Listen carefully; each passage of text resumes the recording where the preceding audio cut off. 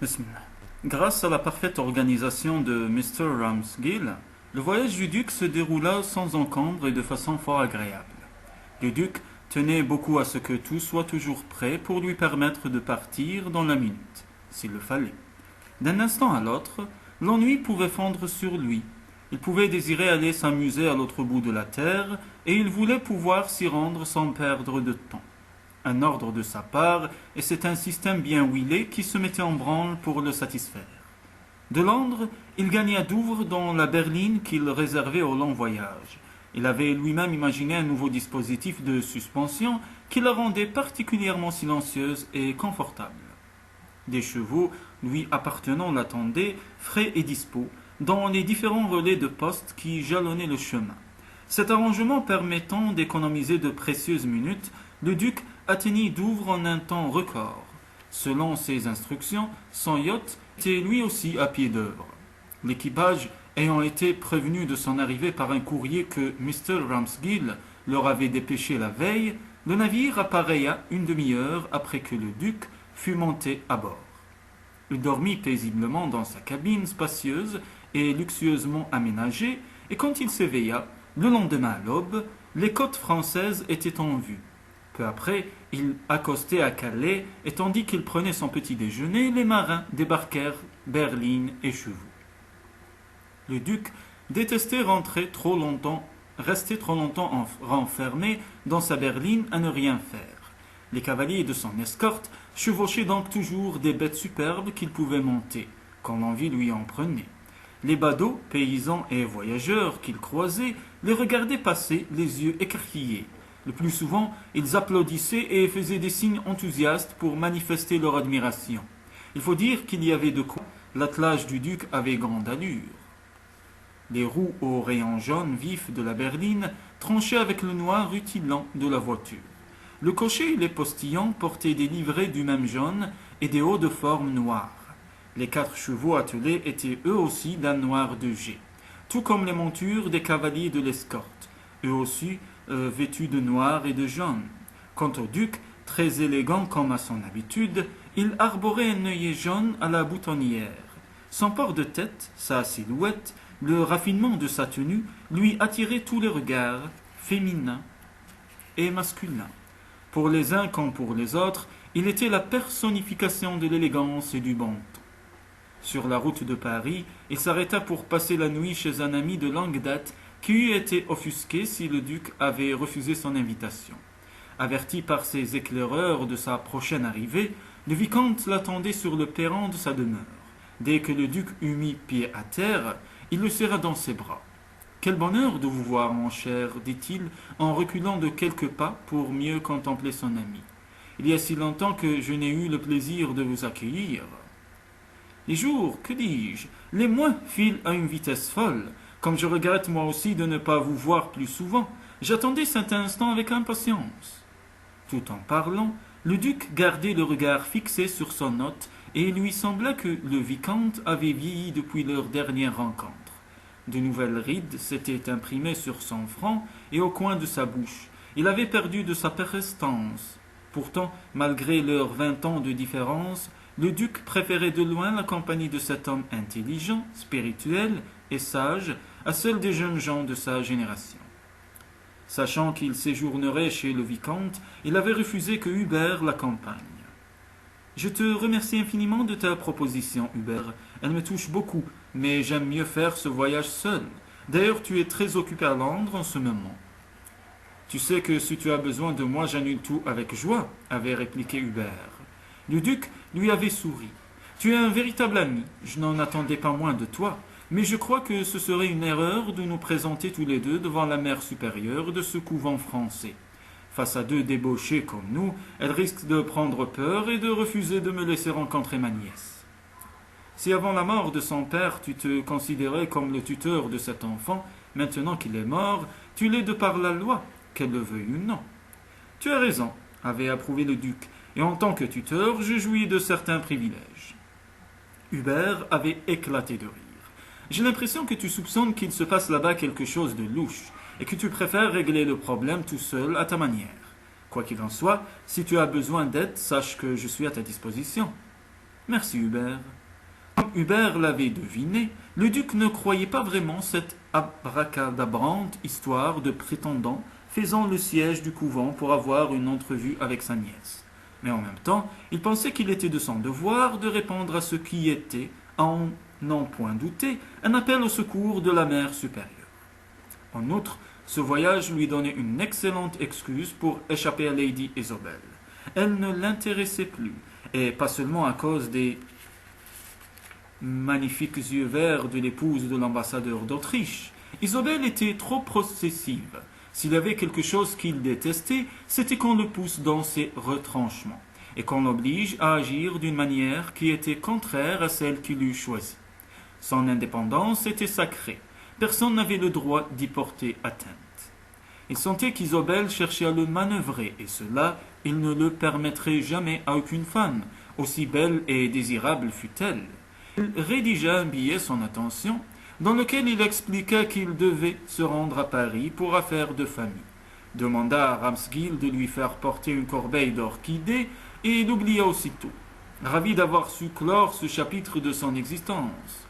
Le duc pouvait se montrer très dur et sans pitié dans certaines circonstances, surtout quand il s'agissait de femmes qui, sous prétexte qu'il les avait un instant désirées, se croyaient autorisées à prendre avec lui des libertés qu'il ne leur avait jamais permises. Lorsqu'elles sont amoureuses, les femmes se croient uniques. Avec moi ce sera différent, se disent-elles, et de se convaincre qu'elles sauront régner en maîtresse dans le cœur de l'homme aimé, qu'elles réussiront là où les autres ont échoué, qu'elles sauront, elles, retenir le volage.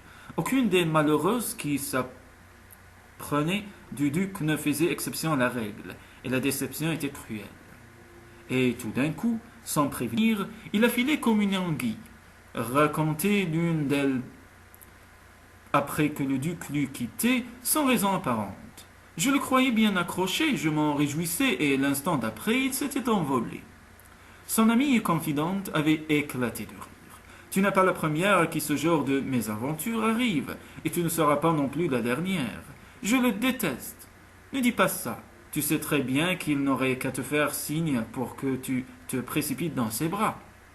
Si, durant le voyage, le duc avait un instant accordé une pensée à Lady Isobel, il aurait deviné sans peine sa réaction au message. Elle avait dû taper rageusement du pied, se ranger les ongles et se demander avec angoisse si sa missive était ou non une lettre d'adieu. Il ne lui avait pas proposé de nouveaux rendez-vous et ne lui avait pas donné les vraies raisons de ce soudain voyage. Son ton était poli et indifférent. Je le déteste, s'exclama-t-elle entre deux sanglots, dans l'intimité de sa chambre à coucher. Mais elle savait qu'elle ne pensait pas un mot de ce qu'elle disait. En réalité, en même instant, le duc ne songeait pas à Isobel, mais à son dîner de la veille avec le vicomte. Il en avait apprécié chaque minute. La conversation du vicomte, brillante et cocasse, l'avait tour à tour amusé et intéressé. Son ami avait beaucoup d'esprit et personne, mieux que lui, ne savait raconter une histoire, relater les derniers potins, faire le portrait caustique et sans indulgence des personnalités du tout Paris. Il avait dormi dans une des plus belles chambres du château, heureusement épargné par la Révolution, et avait admiré de sa fenêtre la savante ordonnance des jardins dessinée par le nôtre. Me rendrez-vous de nouveau visite lorsque vous retournerez en Angleterre demanda le vicomte. Ce serait avec plaisir, mais je serai accompagné de ma pupille. Elle sera bienvenue, dit le vicomte en souriant. Qui est-elle? La fille d'un de mes cousins, répondit évasivement le duc. Elle vient de passer plusieurs années en pension dans votre beau pays, et il est temps qu'elle rentre au bercail. Je me fais une joie de la rencontrer, d'autant qu'elle doit être ravissante s'il s'agit d'une de vos parentes. Le duc ne le détrompa pas, mais il se rappela Félicia telle qu'elle lui était apparue la première fois. Les yeux boursouflés par les larmes, le nez rouge, les lèvres tremblantes. Son visage était pitoyable et plutôt ingrat, songea-t-il avec regret. Il se souvint aussi qu'elle était à présent fort riche et ne put s'empêcher de penser, non sans cynisme, qu'avec une telle fortune, peu importait qu'elle fût jolie ou non. Des hommes, par dizaines, ne manqueraient pas de lui faire la cour, trop heureux d'épouser une héritière. Quoi qu'il arrive, se dit le duc, je ferai en sorte que l'homme qui épousera Félicia ne le fera pas pour son argent, qu'il sera gentil et attentionné avec elle, et qu'il ne la maltraitera pas. Ce fut seulement en approchant de Paris qu'il se rendit subitement compte que si Félicia avait 18 ans, elle était non seulement en âge de se marier, mais elle devait faire ses débuts dans le monde et être présentée à la reine. Je me suis montré très négligent, se dit le duc, qui en voulut à Ramsgill de ne pas lui avoir rappelé plus tôt ses devoirs envers la jeune fille. Passant en revue ses nombreuses relations, il essaya d'évaluer celle qui serait le plus à même de jouer le rôle de chaperon auprès de sa nièce. Ce qui était sûr, c'est que nombre d'entre elles ne demanderaient pas mieux que d'accéder à ses désirs, s'il leur promettait de les décharger de leurs frais. Peu importe la dépense, songeait-il, l'essentiel c'était que le chaperon, quel qu'il soit, montre assez de discernement pour tenir en respect les éventuels chasseurs de dot. 700 000 livres. Qu'Edmond ait légué une telle somme à sa fille paraissait incroyable, lui qui a tout au long de sa vie vécu plutôt chichement. Quand le duc arriva à Paris, son hôtel des Champs-Élysées était fin prêt pour l'accueillir. Les rumeurs circulaient si vite dans la capitale qu'il fut à peine surpris de trouver déjà 3 plis à son attention sur le plateau d'argent du vestibule. Le majordome, sanglé dans sa livrée aux couleurs des Darlington, le précéda au salon. Le cuisinier a mis du champagne au frais et préparé de petits sandwichs au foie gras pour permettre à monsieur, le duc, de patienter jusqu'au dîner, qui sera servi à 8 heures. J'espère que cela conviendra à monseigneur. Ce sera parfait, répondit le duc. Il prit une coupe de champagne et la porta à ses lèvres avant de poursuivre. Racontez-moi, Félix, quels sont les spectacles qui font fureur à Paris en ce moment?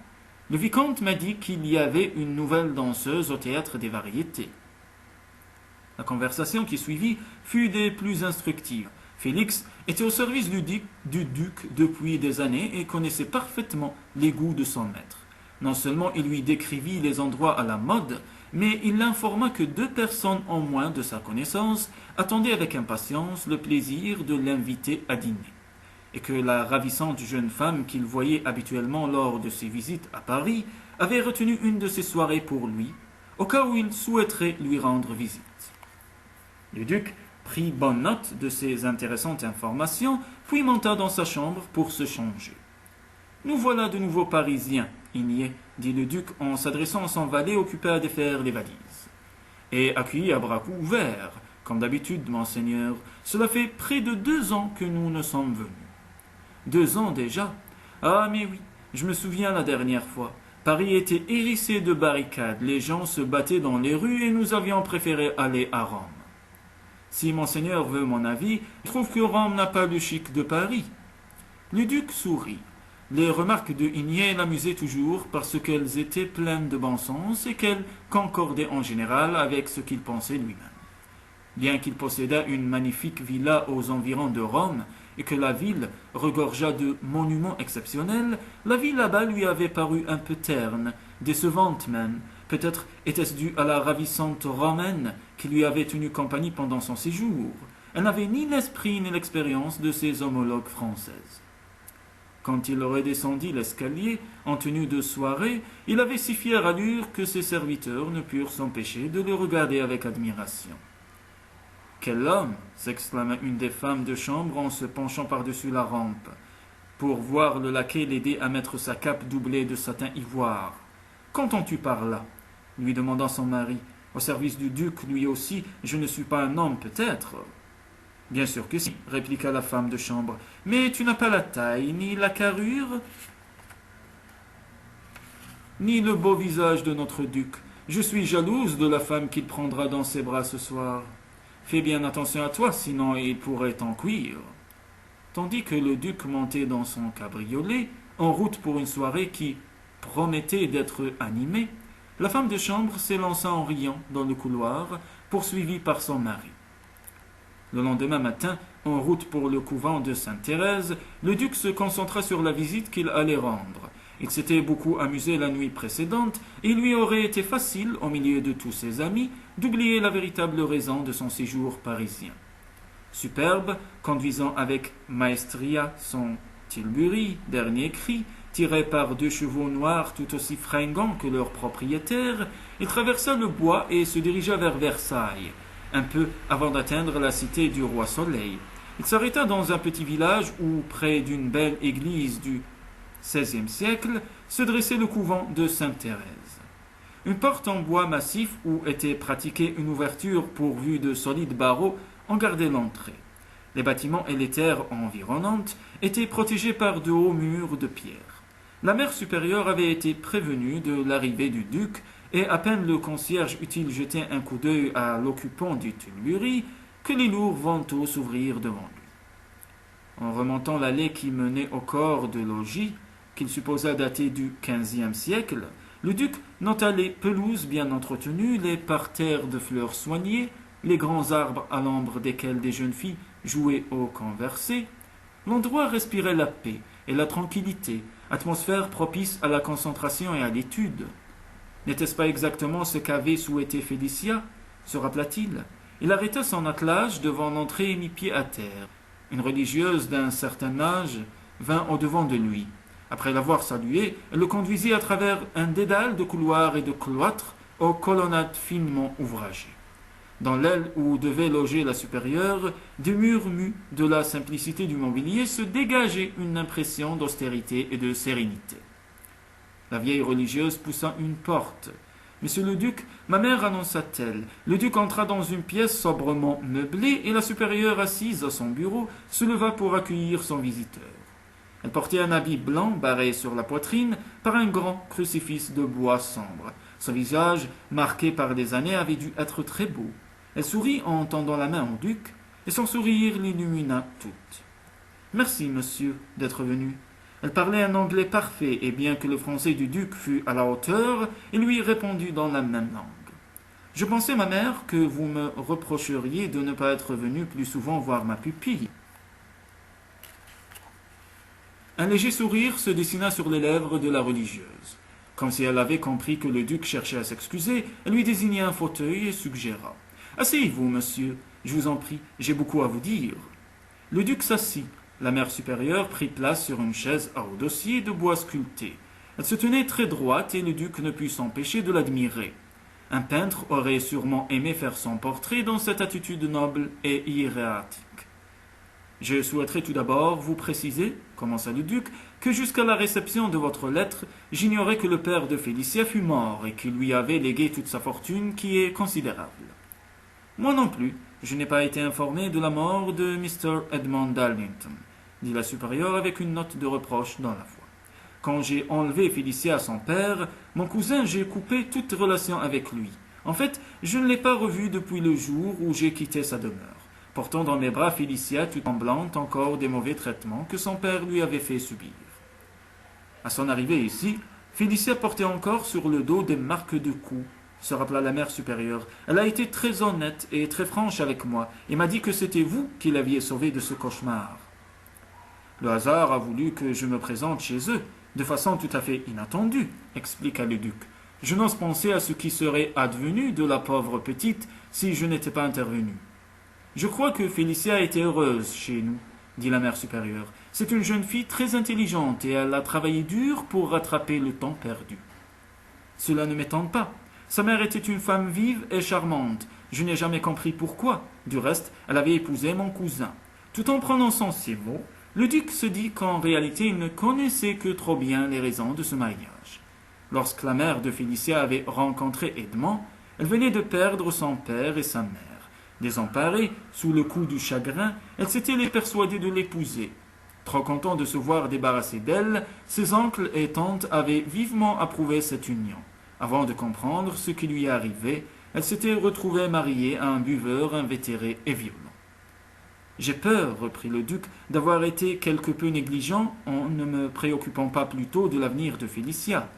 J'imagine qu'il est temps pour elle de quitter votre maison. » « En effet, répondit la supérieure, la plupart des autres élèves de son âge nous ont quittés au début de l'année. Comme vous le savez sans doute, monsieur, Félicia vient de fêter ses 18 ans. Nous avons célébré son anniversaire la semaine dernière. » Le duc se contenta de hocher la tête. Il n'allait pas reconnaître son ignorance face à son interlocutrice. « Je comptais vous écrire, poursuivit la religieuse, pour vous suggérer d'organiser le départ de Félicia à la fin du trimestre. Mais les événements de ces derniers temps m'en ont empêché. Qu'est-il arrivé exactement demanda le duc. Eh bien, j'ai été très étonné car de nombreux visiteurs, des hommes surtout, se sont présentés à la porte du couvent et ont demandé à voir Félicia. Certains proposaient même de l'emmener déjeuner. J'étais d'autant plus surprise que pendant toutes ces années, jamais personne n'est venu rendre visite à notre petite pensionnaire. Vous avez refusé d'accéder aux désirs de ces importuns. Et comment? Nos consignes sont très strictes à ce sujet. Nos élèves ne sont autorisés à quitter le couvent même pour un déjeuner que si nous sommes en possession d'une permission écrite et signée de leurs parents ou tuteurs.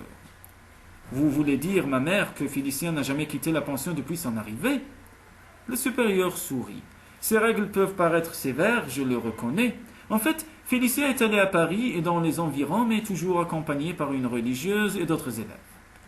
Peut-être parce qu'elle pensait que le duc désapprouvait cette trop grande rigueur, la mère supérieure ajouta. Nous envoyons aussi nos pensionnaires voir les pièces de théâtre et les opéras propres à enrichir leur culture, ainsi que les musées et le monument.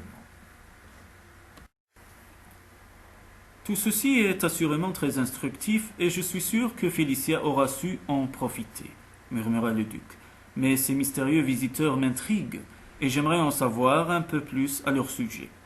Comme je vous le disais, je ne leur ai pas permis de voir votre pupille, mais lors d'une promenade, l'un d'eux s'arrangea pour lui glisser un billet. Quelques jours plus tard, elle en reçut un second pendant une cérémonie religieuse à Notre-Dame. On lui a fait parvenir des billets, s'exclama le duc stupéfait. Félicia en a été si surprise elle-même qu'elle s'en est aussitôt ouverte à moi. Elle ne comprenait pas comment ces messages étaient arrivés en sa possession. Vous les avez lus? Oui, tenez, les voici. Le duc s'en saisit et prit un coup d'œil à la première missive et s'aperçut qu'elle provenait d'un de ses lointains cousins, connu pour son amour du jeu dans lequel il avait englouti tout ce qu'il possédait et une partie de la fortune paternelle. Le duc prit connaissance du contenu de la lettre. Son cousin expliquait à Félicia qu'il mourait d'envie de la rencontrer, qu'il avait observé en cachette lors de ses trop rares promenades hors du couvent, et qu'il était tombé éperdument amoureux d'elle. Il la suppliait de lui écrire ne serait-ce qu'un mot qu'elle n'aurait qu'à jeter par-dessus le mur du jardin, et dans lequel elle lui fixerait un rendez-vous. Il ajoutait qu'il ne dormait plus et que son cœur battait la chamade à cette perspective. À la lecture de cette déclaration, une lueur de colère traversa le regard du duc. Il passa à la seconde lettre. Il ne découvrit pas tout de suite de qui il s'agissait, car l'auteur du billet s'était contenté de signer Harlan. Puis il se rappela qu'une des sœurs de son père avait eu une fille qui avait épousé un Harlan et que la signataire devait être leur fils. Le style de sa lettre était très différent du précédent. « J'ai quelque chose de très intéressant à vous apprendre, » écrivait-il. « Quelque chose qui vous concerne de près et qui, lorsque vous le saurez, changera toute votre existence. Demain, lorsque vous vous rendez à l'église du village, vous verrez une mendiante devant le portail ouest. Faites mine de lui donner une pièce et joignez-y un petit mot m'indiquant où je pourrai vous retrouver. Je vous attendrai le temps qu'il faudra. Si vous ne me donnez pas signe de vie, je vous promets que vous le regretterez, votre vie durant. Denny Harlan. C'est scandaleux, s'exclama le duc. D'un geste, la supérieure fit taire ses protestations. Et ce n'est pas tout, dit-elle. Dimanche dernier, comme je ne voulais pas que Félicia ait affaire à cette mendiante, je lui ai interdit de quitter le couvent. Quand ses compagnes et les religieuses qui les accompagnaient revinrent de la messe, elles me firent part d'un détail qui m'inquiéta fort. Quoi donc? Comme prévu, la mendiante était au rendez-vous et quand les élèves sortirent de l'église après la cérémonie, elles remarquèrent une voiture fermée stationnée non loin du cimetière. 3 inconnus l'encadraient et sœur Agnès m'a dit qu'ils avaient dévisagé nos jeunes filles de façon fort déplaisante. Le duc se pencha en avant. « Vous ne voulez pas insinuer ma mère ?»« Je n'insinue rien, monsieur. Je me contente de vous exposer les faits et de vous expliquer les raisons de mon inquiétude, et pourquoi j'ai cru bon d'avertir immédiatement Mr. Ramsgill, votre intendant. » « Et vous avez bien fait, » approuva le duc, « et je puis vous assurer, ma mère, que je ferai tout ce qui est en mon pouvoir pour que ce genre de choses ne se reproduise pas. Tant que Félicia sera sous ma garde, je la protégerai contre ces grossières manœuvres d'intimidation. » Le supérieur sourit. « J'espérais que vous diriez cela. Elle parut si soulagée et heureuse de la réaction du duc que celui-ci en conçut quelques surprises. J'aimerais vous faire part de certaines de mes réflexions à propos de votre nièce, monsieur, reprit-elle au bout d'un moment. De quoi s'agit-il cette fois murmura Charles sur la défensive. Il avait le sentiment que la religieuse allait lui apprendre quelque autre mauvaise nouvelle. Après avoir côtoyé Félicia pendant toutes ces années et avant qu'elle ne parte, je voudrais vous confier quelque chose de très important la concernant. Le sentiment d'appréhension du duc augmenta. Vous m'inquiétez, ma mère. Ma nièce serait-elle affligée de quelque tare caché? La religieuse semblait avoir du mal à trouver les mots pour exprimer ce qui la préoccupait. En désespoir de cause, elle décida de jouer franc jeu et déclara tranquillement. Probablement à cause des sévices dont elle a souffert enfant, Félicia a peur des hommes. Il y eut un silence, puis Charles répéta. Peur des hommes? Que voulez-vous dire? Elle a un mouvement de recul chaque fois qu'elle croise un homme, chaque fois qu'on lui en présente un.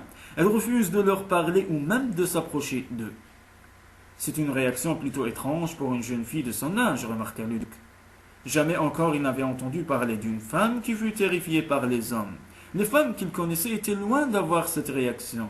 Irrésistiblement attirées par le sexe fort, elles dépensaient au contraire toute leur énergie à séduire sans relâche ses représentants.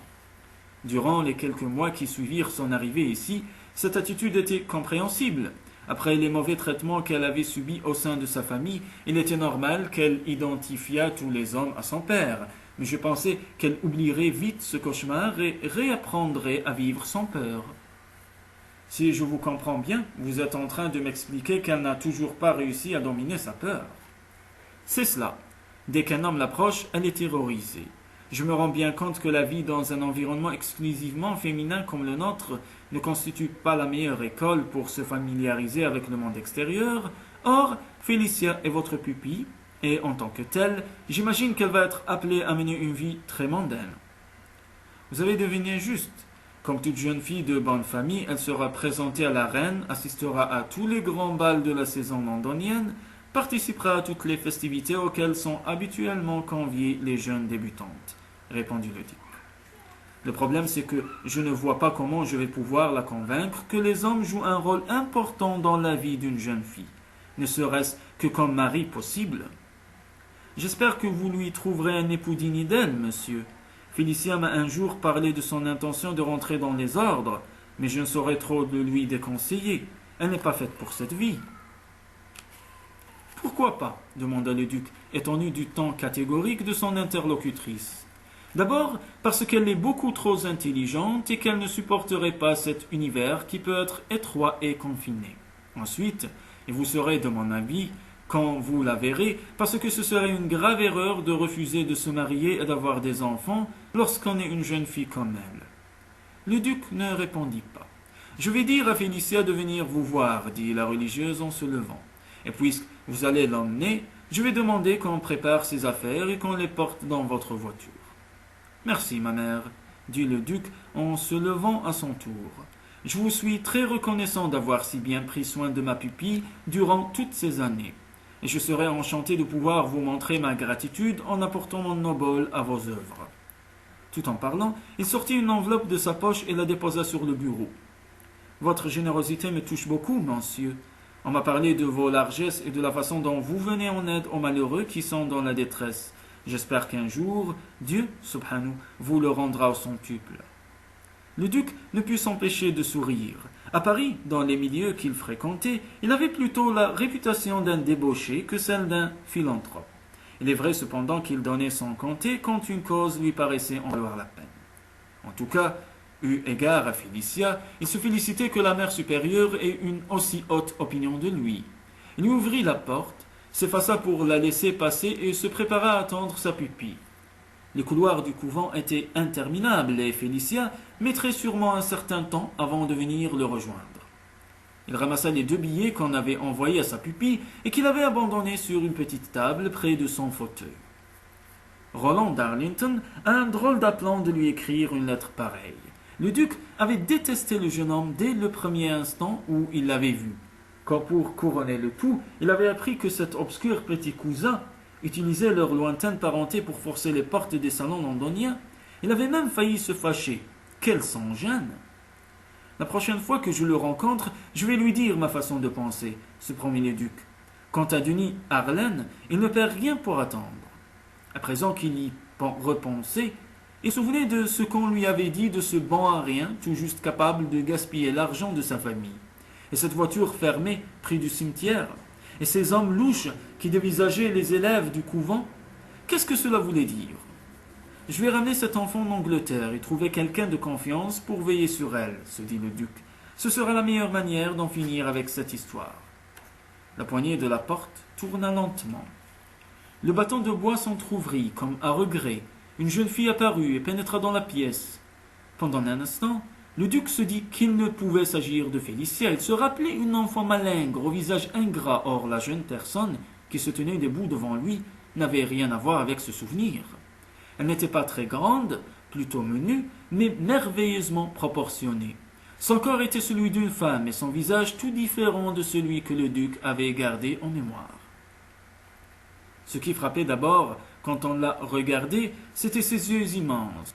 Ils n'étaient pas bleus comme on aurait pu s'y attendre, avec son teint clair, mais gris pailleté d'or, du même or que les riches reflets qui éclaboussaient ses cheveux blancs, bien sagement tirés en arrière. Elle avait un nez petit et très droit, et ses lèvres doucement ourlées étaient d'un rose tendre. Elle est ravissante, songeait le duc, vraiment ravissante. Et il comprit pourquoi la mère supérieure pensait que ce serait un crime de laisser la jeune fille s'enfermer dans un couvent pour le restant de ses jours. « Vous êtes là » murmura-t-elle dans un souffle. Bien que ces mots eussent été prononcés à mi-voix, il les entendit. « C'est bien moi, répondit-il. Oh, je suis si heureuse !» Dans un élan, elle se précipita fougueusement vers lui. Pendant un instant, il eut l'impression que le soleil illuminait son visage, puis il s'aperçut que la lumière qui la faisait rayonner venait de l'intérieur d'elle-même. Lorsqu'elle fut près de lui, elle reprit. « Notre révérende mère m'a dit qu'elle vous avait écrit et j'ai prié. J'ai prié chaque nuit pour que vous répondiez à sa lettre. Et quand elle m'a assuré que vous alliez venir, je n'osais y croire. » Il y avait dans son intonation une note de joyeuse incrédulité que le duc jugea très flatteuse. « Pourtant je suis là, en chair et en os, dit-il, et vous n'avez plus aucun souci à vous faire, je vais régler tous vos problèmes. » C'est vrai que j'étais inquiète. Il y avait de quoi. Je ne comprends pas pourquoi ces hommes m'ont écrit de si étranges lettres. Le duc songeait que si ces grossiers coureurs de dot avaient eu l'occasion de l'apercevoir, il lui aurait écrit 10 lettres au lieu d'une, et pas seulement pour mettre la main sur sa fortune. « Je suppose, déclara-t-il tout haut, que votre mère supérieure vous a expliqué que votre père était mort en vous léguant une fortune considérable. » Félicia ouvrit de grands yeux. « Je savais que papa était mort, mais seulement depuis 2 jours. Depuis que nous avons reçu la lettre de Mr. Ramsgill, nous annonçons votre venue. Mais je ne pensais pas qu'il me laisserait quelque chose. » Avant que le duc pût lui répondre, elle poursuivit avec un grand sourire qui l'illumina tout entière. « Je suis contente, très contente. J'étais ennuyée à l'idée d'avoir à vous demander de l'argent. Je trouvais que ce n'était pas bien. »« Pourquoi cela ? » ?»« Vous m'avez déjà tant donné, répliqua Félicia. Je suis gênée en pensant à toutes ces sommes que vous avez dû payer pour moi à la fin de chaque trimestre. J'ai parlé de mes scrupules à notre mère, mais elle a insisté pour que je ne m'inquiète de rien et que je continue à bénéficier du même traitement que mes compagnes. Vos études arrivent à leur terme maintenant, Félicia, dit le duc. Vous avez 18 ans et il est temps pour vous de quitter le couvent et d'affronter le monde. Si vous êtes prête à me suivre, je suggère que nous continuions cette conversation chez moi, à Paris. Vous avez une maison à Paris ? Un très bel hôtel particulier sur les Champs-Élysées. Oh, quel dommage que je ne l'ai pas su plus tôt. Pourquoi ? Parce que j'aurais peut-être pu l'admirer lors de nos voyages à Paris. Vous n'avez peut-être pas beaucoup pensé à moi durant ces 5 années, mais moi, j'ai toujours pensé à vous, dit Félicia. Je demandais à Dieu, subhanahu, de vous protéger et de vous bénir parce que vous m'aviez sauvé. Le duc fut frappé par l'éloquence de son regard, tandis qu'elle poursuivait. Je n'oublierai jamais ce que j'ai ressenti lorsque vous m'avez prise dans vos bras pour m'emmener loin de l'enfer familial. Je n'oublierai jamais que grâce à vous, j'ai pu échapper au coup de mon père, à ses sautes d'humeur, à ses terribles colères. Je vous en prie, Félicia, oubliez tout cela, dit le duc. Dépêchez-vous d'aller faire vos adieux. Nous partons. Une nouvelle vie commence pour vous, une vie que vous aimerez beaucoup. J'en suis sûr. Félicia fit quelques pas en direction de la porte, puis se tourna vers lui. À l'expression de son visage, il sut que quelque chose la tourmentait. « Qu'y a-t-il » interrogea-t-il. « Si je quitte le couvent, demanda-t-elle d'une toute petite voix, est-ce que ça veut dire que je vais vivre avec vous ? Ça veut dire que vous serez avec moi, comme j'habite Paris pour le moment et que je vis seul, personne ne nous interrompra lorsque nous parlerons de votre avenir, la rassura le duc. Félicia laissa échapper un petit cri de joie. Je serai avec vous, ce sera merveilleux, ajouta-t-elle et elle lui adressa un sourire rayonnant avant de sortir en courant comme une enfant. Le duc resta immobile à fixer l'endroit qu'elle venait de quitter. Il avait du mal à croire que cette belle jeune fille existait vraiment. Elle était ravissante et soudain le duc eut le pressentiment que ses difficultés avec elle ne faisaient que commencer.